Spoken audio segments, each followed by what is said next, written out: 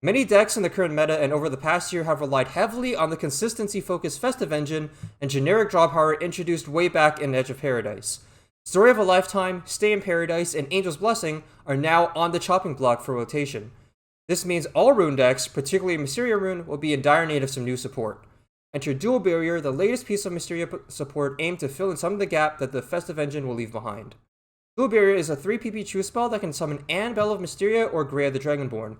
For Enhance 5, it summons and evolves both followers. For Enhance 8, Dual Barrier then grants Storm to all allied Mysteria followers. Chances are you had to do a double take upon hearing the names of these summoned followers, and for good reason. Anne Bell of Mysteria and Grea the Dragonborn are actually from Rise of Bahamut, released in early 2017. Nobody knows what these boomer cards do, but as you may suspect from their release year, they are hilariously simple by today's standards. Anne and Grea are both APP 3/3s evolving only to 4/4 with fanfare effects which summon the other. While evolved, Anne has Strike, deal 1 damage to all enemy followers, and Grea can attack twice per turn. What Dual Barrier is at face value is a way to put more Mysteria names into the pool for Majestic Sorcery to revive while being a spell itself. The Dual Barrier will not dilute your pulls from Freya, Hannah, and Exchange Party. Anne is something special, but Grea having the rare double attack effect has a bit of potential for opening up alternative OTKs, assuming you have at least one active Exchange Party and some way to evolve her. The biggest takeaway, however, is that Dual Barrier is not made for the current Mysteria. There's little to no reason for the Mysteria rune we know today to want anything that Dual Barrier does, which means Mysteria as a deck would need to undergo enormous changes to bring Dual Barrier into relevancy.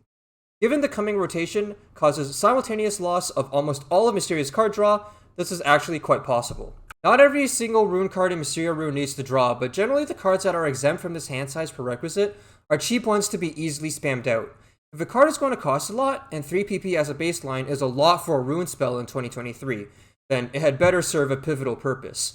Traditionally for Runecraft, cards that are acceptable to play for 3PP draw multiple cards. You will notice that every strong rune deck in recent times has had without fail a busted 3PP draw 2 of some sort. Chess has Check, Dirt has Magical Reserves, Spellboost has Maltina, and Angel's Blessing is basically the Runecraft MVP for the past year. The best time to temple out with a 3/3 that does nothing is on turn 3 going first. However, going first is also when increasing your hand size is the most important.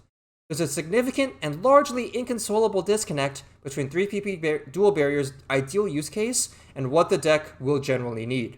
Although Dual Barrier allows you to run fewer Mysteria followers in the deck, the way to take advantage of that is by playing Freya and Hannah to guarantee the key Mysteria pool. Dual Barrier's 2 enhance effects are a bit of a mixed bag. For 5 PP, auto-evolving 2 followers with very useful board clearing effects is actually really solid for a theoretical evolve rune. Blooming Dancer is essentially the New Age Dog Detective as a generic self-evolve, and Olivia and Sylvia sees random amounts of play, so there is a non-zero level of support for the archetype to become real once more. There's simply a glaring lack of win conditions like Tetra and Vincent, and ways to evolve before the evolution turns like Marie. Putting it like that, it does seem like Evolve Room does not look likely, and unfortunately for Dual Barrier, that's earnestly true. Dual Barrier's Enhance 8 as a win condition or supplementary win condition is an angle for making this card good, and in all fairness, you do get 12 damage at the bare minimum that can easily be increased to 20 or more with any 0 PP Mysteria followers, Spellboost cards, or Exchange Party. The issue, of course, is that this is an Enhance 8, which requires a fair amount of additional setup to be a proper OTK.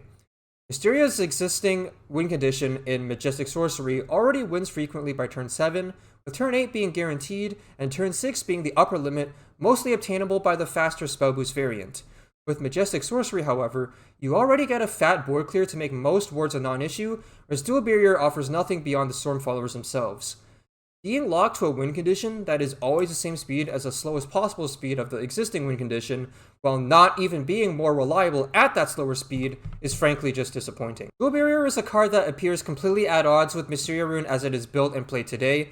It's an expensive card in all forms that doesn't draw, has seemingly no relevant nation or utility, and conflicts with superior options on almost every turn. A truly cataclysmic transformation of Mysteria Rune as a deck would be the precursor to Dual Barrier becoming particularly relevant, though it's not hard to imagine the card seeing spots of play given the dreadful exodus of banger cards from Edge of Paradise. Dual Barrier, if anything, is a card that will see play out of necessity and not because it's strong.